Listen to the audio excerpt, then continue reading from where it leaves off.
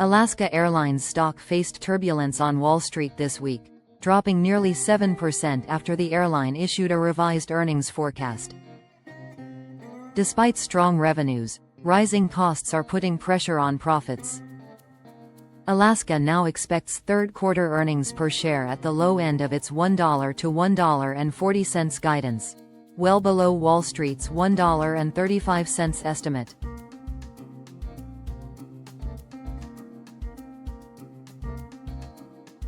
The culprit?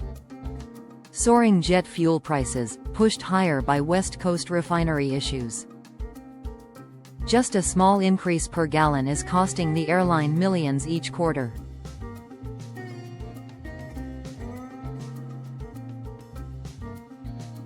Operational setbacks haven't helped either: summer weather disruptions, air traffic delays, and even a July IT outage added to expenses. But it's not all bad news. Revenue is strong, corporate bookings are up, and the new Atmos Rewards loyalty program has smashed engagement records.